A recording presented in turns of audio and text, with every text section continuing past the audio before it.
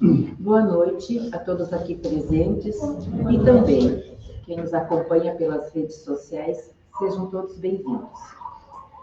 Dando início às atividades dessa noite, vamos louvar a Deus, nosso Criador, a Jesus, o nosso Mestre, e a direção espiritual desta casa nos acolhe com amor e com carinho. Vamos louvar a Deus, nosso Criador, dando graças por estarmos aqui, reunidos em Teu nome. Agradecemos pela proteção de todos os nossos dias, por Suas inúmeras bênçãos recebidas, por nossa saúde e pela oportunidade de estarmos aqui reunidos em Seu nome. Com gratidão nós oramos. Pai nosso que estás no céu, santificado seja o Teu nome, venha a nós o Teu reino, seja feita a Tua vontade, assim na terra como no céu. O pão nosso de cada dia dá-nos hoje, perdoa-nos, Senhor, as nossas ofensas, assim como perdoamos a quem nos tem ofendido. E não nos deixes cair em tentações, mas livra-nos, Senhor, de todos os males. Que assim seja. E a explanação doutrinária dessa noite fica a cargo do senhor Emmanuel Bonanza. Ele é de Orleans, da Casa Espírita Libertação, com o tema Evangelho no Lar. Vamos vibrar as boas energias para que o Emmanuel consiga nos transmitir com muito carinho e atenção o que ele preparou para essa noite para nós. Emmanuel, seja bem-vindo.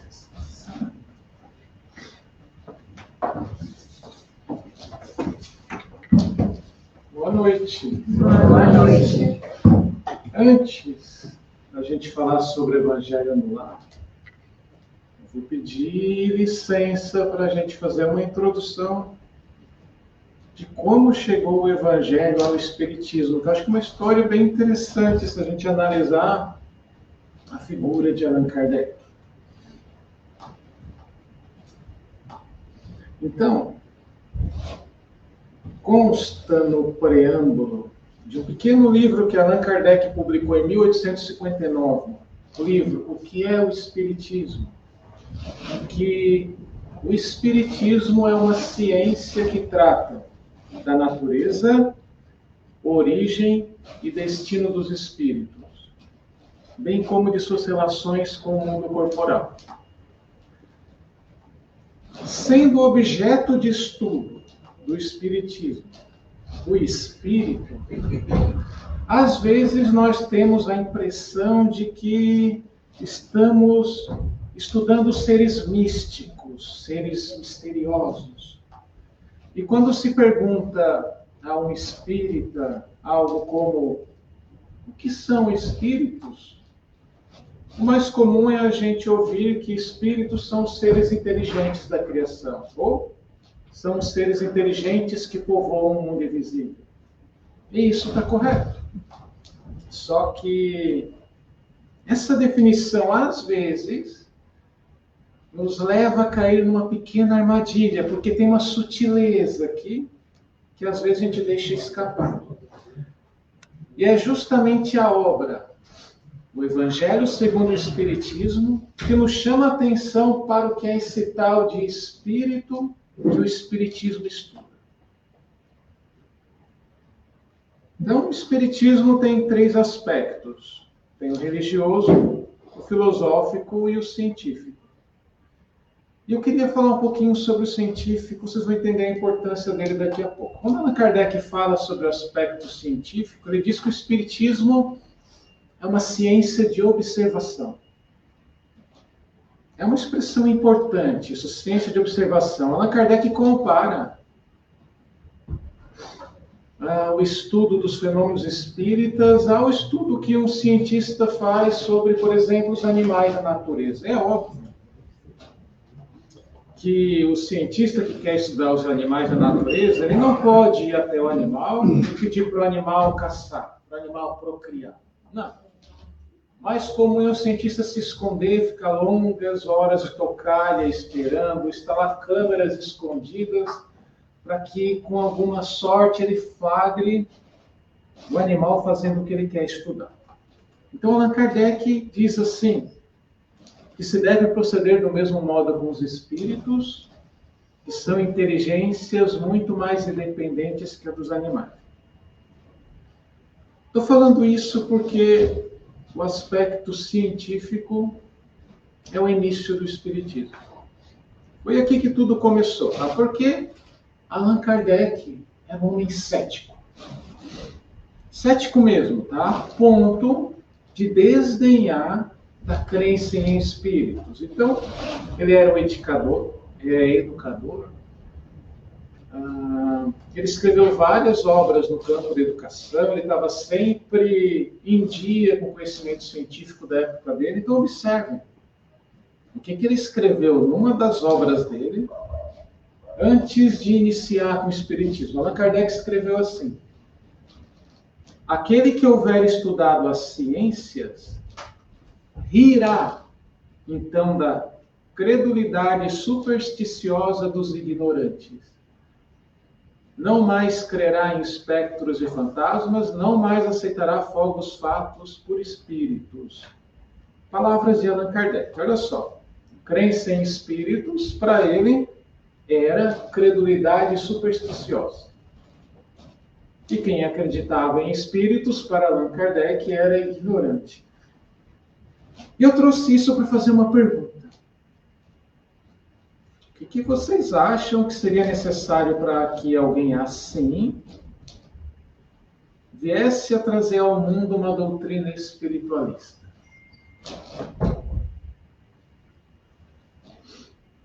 O aspecto científico é a origem do espiritismo, porque Allan Kardec ele foi convencido da existência dos espíritos por fatos. Mais ou menos assim. Allan Kardec tinha um amigo que insistentemente ficava o convidando para participar de uma reunião de um fenômeno que tinha se popularizado pelo mundo inteiro, que era o que se chamava de reunião de mesas girantes. E com muita relutância, Allan Kardec aceitou, depois do cara insistir muito. E a reunião era mais ou menos assim. Algumas pessoas se sentavam ao redor de uma mesa pequena, elas se concentravam e depois de algum tempo a mesa começava a emitir ruídos. A mesa começava a se mexer. Às vezes a mesa até flutuava. Então, o guinado espiritualista de Allan Kardec se deu da seguinte forma. Ele observou esses fenômenos, né, ruídos, pancadas, movimentos das mesas. Depois, ele deduziu um caráter inteligente por trás desses fenômenos, porque as mesas não se moviam aleatoriamente, elas obedeciam comandos, elas respondiam perguntas. Depois de muita experimentação, Allan Kardec percebeu que esse caráter inteligente não era das mesas, obviamente, que mesa não pensa, não se mexe, nem dos participantes das reuniões, porque às vezes ele obtinha informações que ninguém dos presentes sabia. E terminando a conclusão que esses fenômenos eram causados por espíritos, não foi uma hipótese levantada por Allan Kardec, mas foi a resposta dada por essas inteligências que estavam por trás dos fenômenos. E é aqui que estava nascendo o espiritismo. Então, Allan Kardec participou de muitas reuniões, propôs perguntas aos espíritos sobre questões filosóficas, científicas, religiosas, e comparando, analisando todas essas respostas, ele formou a primeira edição do Livro dos Espíritos, que apareceu em 1857. Se vocês folhearem o índice do Livro dos Espíritos, vocês vão perceber que ele é dividido em 4 partes. Cada parte desta deu origem a um outro livro. Assim, surgiram os livros A Gênese, o Livro dos Médiuns, o Evangelho segundo o Espiritismo e o livro O Céu e o Inferno. Esses 4 livros, mais o Livro dos Espíritos, é o que a gente conhece como as obras básicas do Espiritismo. Então, feita essa introdução, vamos entrar na parte do Evangelho.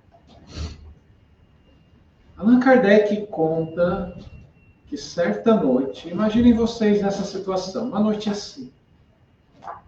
Ele estava trabalhando sozinho no seu escritório. E de repente, no quarto ao lado onde ele estava, ele ouve algumas pancadas. Allan Kardec estava escrevendo sobre espíritos e suas manifestações, mas ignora as pancadas e continua trabalhando. E as pancadas se fazem mais ruidosas. Então, intrigado, ele se levanta e vai investigar o que estava acontecendo lá. Não encontra nada, as pancadas acabaram. Então, ele volta para sua sala, continua trabalhando. O que acontece? E esse ciclo se repete algumas vezes. Ele trabalha, pancadas. Ele levanta para investigar, silêncio. Até que, mais ou menos, umas 10 horas da noite, a Amélie, a esposa de Allan Kardec, chega em casa e ouve essas pancadas também e pergunta: o que é isso? E ele: não sei. Já faz mais de uma hora que eu estou trabalhando e esse barulho não para de acontecer. Então, os dois se levantam, eles vão procurar pela casa, não encontram nada de anormal e as pancadas só acabam mais ou menos lá pela meia-noite, quando Allan Kardec e ela vão dormir. No dia seguinte, Allan Kardec tinha reunião mediúnica. Ele pergunta aos espíritos se eles sabiam o que eram aquelas pancadas, e o espírito responde. Allan Kardec era o teu guia que estava provocando aqueles ruídos, porque ele não estava satisfeito com o que você estava escrevendo. Mais tarde, então, Allan Kardec retoma aquele texto e percebe que havia cometido um erro grosseiro. E aí corrige. Só que o importante dessa história é que foi nessa comunicação que Allan Kardec conversou pela primeira vez com seu guia. Então, em determinado momento, ele começa a conversar na reunião mediúnica com seu guia espiritual e pergunta: quem és? E o espírito responde: para ti, chamar-me-ei a verdade. A verdade é uma referência bíblica. Quem estuda a Bíblia já pesca o que significa a verdade. E Allan Kardec possivelmente conhecia isso, mas queria ter certeza e daí faz a pergunta: terás animado na Terra alguma personagem conhecida? E o espírito responde: já te disse que para ti sou a verdade. Isto para ti quer dizer discrição. Nada mais saberás a respeito. Então, esse relato, ele está no livro Obras Póstumas. Obras Póstumas é um conjunto de textos que talvez Allan Kardec ou não queria publicar, ou que não estavam prontos para publicação, ou que não deu tempo de publicar ainda. Então, depois que Allan Kardec desencarnou, recolheram esses textos todos, encontraram seu trabalho e nos legaram esse livro. É um ótimo livro para a gente ler também. E nesse livro Obras Póstumas tem uma comunicação mediúnica de São Luís, que a gente lê que o Espírito Verdade e os outros espíritos da codificação estavam ajudando Allan Kardec na elaboração de um livro novo. Ajudando por meio da intuição. Tá? De acordo com o relato de São Luís, Allan Kardec captava os conselhos com uma facilidade incrível, mas ele nem percebia que estava sendo ajudado. Sabem de que livro São Luís estava falando? Era setembro de 1863. Allan Kardec estava com sérios problemas de saúde e, por recomendações médicas, ele passou alguns dias numa praia. A praia era San Andrés, uns 200 quilômetros de Paris. Era quase um retiro espiritual, tá? Uma cabana beira-mar. Um local muito bonito. E esse recolhimento possivelmente foi uma providência dos bons espíritos, porque Allan Kardec estava trabalhando em segredo no livro novo. Segredo mesmo. E aí chega essa comunicação pelo correio do Espírito São Luís, vinda lá de Paris, falando que Allan Kardec estava escrevendo em parceria, por sintonia. Essa comunicação chegou pelo correio depois que Allan Kardec mandou uma pergunta ao médium. Ele perguntou assim: que pensais da nova obra em que trabalho neste momento? E mais nada. E na mensagem o Espírito falou que foi bom Allan Kardec tratar das questões de moral práticas. Falou que a igreja se oporia a este livro, porque a obra ataca as penas eternas. Mas, sobretudo, o Espírito disse que se aproximava a hora em que seria necessário apresentar o Espiritismo tal qual ele é, mostrando a todos onde se encontra a verdadeira doutrina ensinada pelo Cristo. E sobre o que o livro, o Evangelho segundo o Espiritismo é, senão sobre a doutrina ensinada pelo Cristo. Estão percebendo o valor desse livro? O Evangelho segundo o Espiritismo foi publicado em 15 de abril de 1864, com um título curioso de Imitação do Evangelho segundo o Espiritismo. Imitação do Evangelho, não sou estranho para vocês? Primeira vez que eu ouvi isso aí, eu sou bem estranho, tá? Parecia uma coisa assim, uma cópia mal feita, comprada na China, no Paraguai.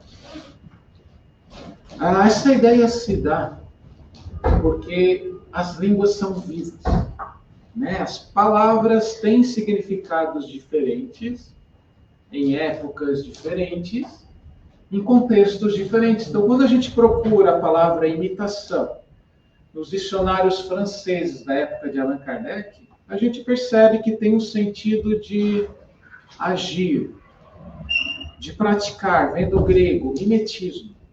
É aquela postura de você agir segundo um modelo. A palavra evangelho também vem do grego, a gente sabe, significa boa notícia, boa nova. Então esse título, Imitação do Evangelho segundo o Espiritismo, tinha o sentido de agir, de praticar, ou melhor ainda, de viver. Viver de acordo com os ensinamentos de Jesus, explicados com os princípios da doutrina espírita. Era esse o sentido original da obra Evangelho segundo o Espiritismo. Tem uma música muito conhecida do Padre Zezinho. O título da música é Amar como Jesus amou. A música fala de uma criança que tinha uma tarefa escolar e aí, para fazer a tarefa, ela pergunta ao padre o que é necessário para ser feliz. A resposta do padre é o refrão da música, que é assim: fiquem tranquilos porque eu não vou cantar, mas eu vou ler. Amar como Jesus amou, sonhar como Jesus sonhou, pensar como Jesus pensou, viver como Jesus viveu, sentir o que Jesus sentia, sorrir como Jesus sorria, e ao chegar ao fim do dia, eu sei que eu dormiria muito mais feliz. É mais ou menos esse o objetivo do Evangelho segundo o Espiritismo. Então vejam só, toda aquela introdução para eu fazer uma pergunta agora. O Espiritismo nasceu do trabalho de um homem cético, profundamente ligado às ciências, sob rigoroso trabalho de observação e experimentação. Então, a proposta do Espiritismo era analisar manifestações espirituais segundo um método científico. E a pergunta é: por que uma doutrina assim veio dar à luz um livro que tem como proposta ensinar a viver como Jesus vivia?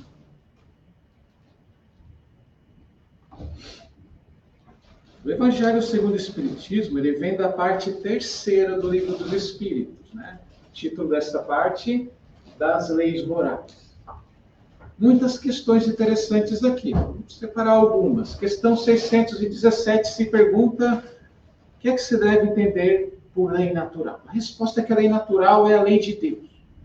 E é tudo. Não só as questões morais. Envolve desde a força da gravidade até a força eletromagnética, até tudo.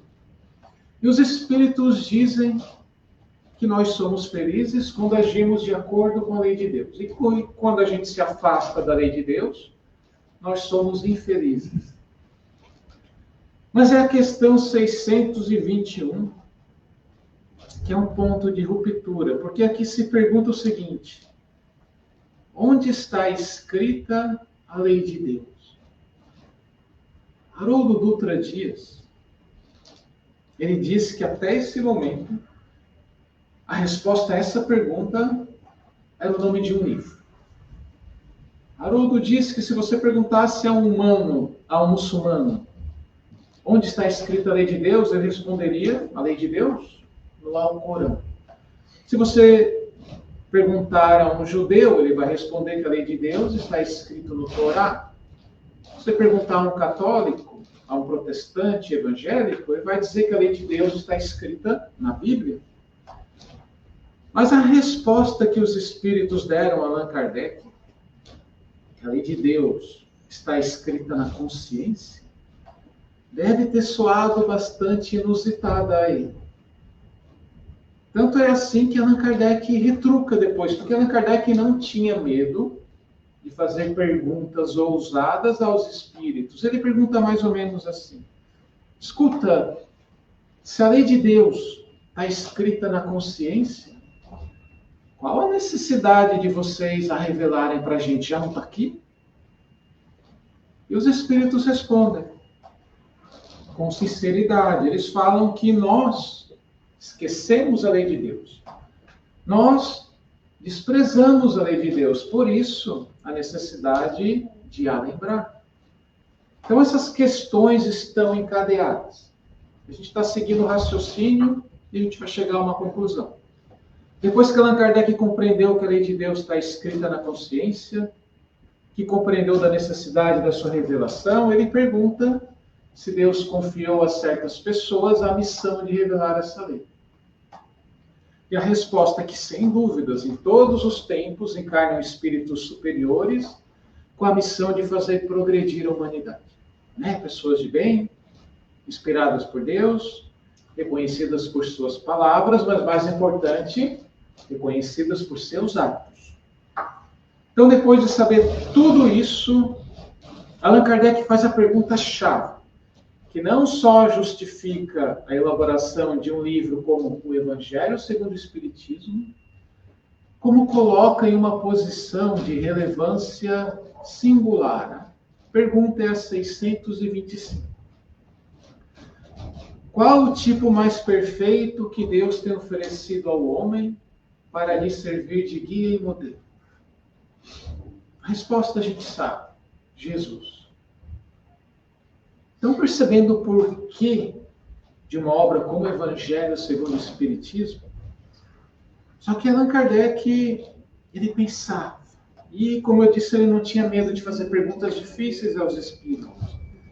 E ele pergunta assim: escutem, se Jesus é o guia e modelo mais perfeito para nós, qual a utilidade do ensino de vocês, espíritos?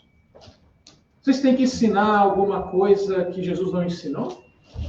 É a questão 627. Os espíritos responderam que Jesus ensinava por parábolas e que agora a verdade tem que se tornar compreensível a todo mundo. Falaram que a missão dos espíritos era confundir os orgulhosos e desmascarar os hipócritas.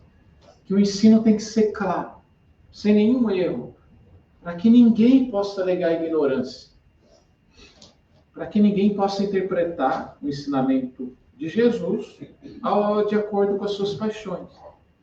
Nem falsear uma lei, a lei de Deus, que é toda de amor e caridade. Foi assim que da observação de mesas se mexendo sozinhas que a gente chegou ao Evangelho segundo o Espiritismo. E o nosso objetivo não é explicar esse livro, nem dá para fazer isso, mas a boa notícia é que isso já foi feito. Se vocês procurarem o canal da FEB no YouTube, FEB TV, vocês vão encontrar uma lista de reprodução intitulada por Estudando o Evangelho segundo o Espiritismo. Todo livro estudado, explicadinho ali, vocês viajando e ouvindo, fazendo alguma tarefa em casa e ouvindo. É ótimo, porque às vezes parece que o conteúdo do Evangelho não são coisas para a gente. São coisas para a gente muito santa, que não se ajusta ao nosso dia a dia, mas é o contrário disso. Não é à toa que Jesus utilizava de temas da vida comum nas suas parábolas. Falava do semeador, da ovelha perdida, do filho irresponsável, dos trabalhadores, da viúva pobre. O que consta no Espiritismo, no Evangelho segundo o Espiritismo, é um guia para a nossa felicidade. Então a gente encontra no Evangelho segundo o Espiritismo ensinamentos sobre as relações familiares, sobre as causas dos nossos sofrimentos, sobre como a gente deve se comportar quando a gente é vítima de violências. A gente aprende sobre o que é a caridade, como tem que ser a nossa relação com os bens materiais. Tem até um capítulo sobre casamento e divórcio. Tem capítulo que ensina a gente a orar, a fazer prece de forma eficaz. E é justamente por o Evangelho segundo o Espiritismo ter essa função de traduzir o ensinamento de Jesus para aplicar no nosso dia a dia, que foi solicitado aos palestrantes que comentassem um pouquinho sobre o Evangelho no lar. E essa é uma prática recomendada a qualquer família, tá? Desde iniciantes no Espiritismo até pessoas que têm muitos anos de casa. Consiste numa reunião semanal, então vocês têm que escolher um dia da semana e um horário certinho, e sempre realizar no mesmo horário, no mesmo dia. Porque quando uma família ela assume esse compromisso, ela demonstra responsabilidade, uma equipe de bons espíritos é designada para ajudar essa família na prática do Evangelho no lar. Intuem os participantes, mas não só isso. Eles ajudam em outras coisas também. Não é a mesma coisa que a gente faz? Às vezes uma irmã sua está cheia de coisa para fazer, mas tem filho pequeno que não deixa, você vai lá cuidar dos filhos dela para fazer as voltas dela, você vê a loucinha suja ali, você não vai limpar para ela? A gente não faz a mesma coisa. Daí chega o espírito bom, aquela equipe na nossa casa, e vê que alguém está acompanhado de um espírito um pouquinho ruim, está com energia um pouquinho ruim, não vai levar um passe, não vai ajudar. Então, essa prática do Evangelho no lar promove uma melhora das vibrações do lar da gente. Quando a gente chega aqui, a gente não sente uma coisa boa, uma energia boa, um ambiente diferente. Não querem levar isso para casa de vocês também? Porque quando a vibração do lar de vocês melhora, fica mais difícil que espíritos perversos entrem na casa de vocês. Com uma vibração melhor, a gente vai ter mais harmonia familiar. Então a gente pode esperar menos brigas, menos irritações, melhores noites de sono, por exemplo. E a prática é a coisa mais simples do mundo, gente. Então chegou o dia e horário que vocês escolheram, suponham, terça-feira, 9h. Todo mundo para de fazer o que está fazendo, família se reúne, comecem com uma oração. Então vocês podem fazer uma oração pessoal, pedindo ajuda dos bons espíritos, agradecendo a oportunidade. Podem orar uma oração que todo mundo conhece, o Pai Nosso, por exemplo, que ajuda muito na sintonia com os bons espíritos. Depois a gente abre o Evangelho segundo o Espiritismo e faz a leitura de uma passagem, a leitura em voz alta. E costumeiramente se abre o livro ao acaso. Mas nada impede que vocês sigam a sequência. Ou que vocês escolham um capítulo porque a família está em dúvida de uma questão específica. Não tem problema. Depois da leitura, os participantes comentam suas impressões sobre o texto, comentam o que entenderam, mas principalmente sobre a aplicação daquela passagem daquele ensinamento na sua vida. Isso é o mais importante. Na sua vida, porque se você estiver lendo um texto lá em voz alta e ficar pensando isso aqui é certinho para minha esposa, para deixar de ser briguenta, aí você está fazendo errado. Para aplicar em você.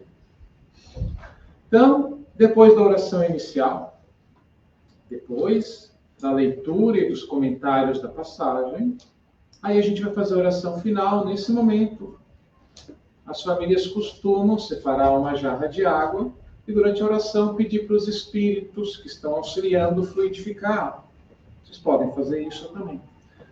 E vocês orem, agradecendo a oportunidade, agradecendo a intuição, agradecendo a ajuda. Pode orar um Pai Nosso também, que todo mundo conhece e aí a gente consegue focar melhor. E depois, está feita a prática, não vai tomar mais que meia hora do tempo de vocês por semana e vai trazer seguramente muitos benefícios. E para encerrar a palestra, eu quero responder aquela provocação que eu fiz no começo. Né? E aí eu pergunto para você, igual eu perguntei no começo, o que é esse tal de espírito que o Espiritismo estuda? Né? Os seres inteligentes da criação. Tá certo? Só que isso, se a gente pensar um pouquinho mais, a gente vai perceber que espíritos somos nós. Eu sou espírito, vocês são espíritos, tanto quanto os desencarnados. Então, visto desse ângulo, com o Espiritismo a gente estuda também a nós mesmos. O Espiritismo é uma ferramenta de autoconhecimento. Uma ferramenta para a gente mergulhar profundamente em nós. Porque conhecendo a gente mesmo, a gente se liberta do sofrimento. A gente entra no caminho para encontrar a felicidade. E eu agradeço muito a atenção de vocês. Consegui ser pontual, viu? E é essa a mensagem.